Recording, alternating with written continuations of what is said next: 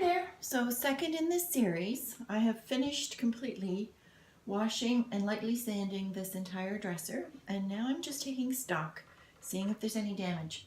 There's a couple of dings right there, and there's a big ding right there, so I'm going to fill them. Best way to fill it is using a sandable wood filler. It has to be sandable. Don't buy the silicone kind, because that's not going to work for you. And then you just squeeze a little bit onto an old card. That's what I find works the best. And you're just gonna put that in there. Try to smooth it as well as you can with the credit card or whatever you're using. This one is a much bigger sort of a gouge, so I'm not going to try to get it all done in one day. I'm going to put one layer on, let it dry, sand it tomorrow, and then apply a second layer and see if that will fill it. So, back tomorrow. You can see that I have put it on its back on my table. I'm lucky enough to have a studio, so I can do that. And I'm going to raise it so it's not hitting the paper. I've got all of my drawers lined up. The handles are all off. Everything's clean and sanded and ready to paint. So I'm painting this. I'm going to do a blended painted, but I'm painting the outside with picket fence. I poured some into a mushroom container because that's what I like to do.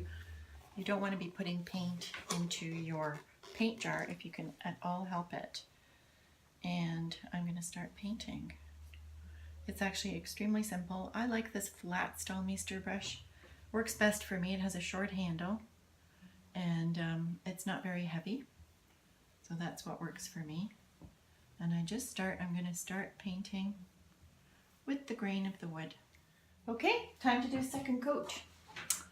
Now, my best trick for doing the second coat and subsequent coats is to, if you want a brush stroke free finish, is to go against in the opposite direction of what was painted the day before. This is not always necessary, but this is a mid-century piece which would have been finished very smooth, and that was kind of the style back then. So that is what I'm doing on this. So the whole thing I'm going to do going the opposite direction of what I had painted yesterday. And you can see that I'm just painting it in the opposite direction. Same thing on the sides over here.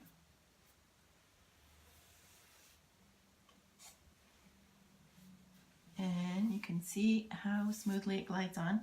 The first coat gave actually pretty good coverage because the dresser was a very light color, a pale yellow color.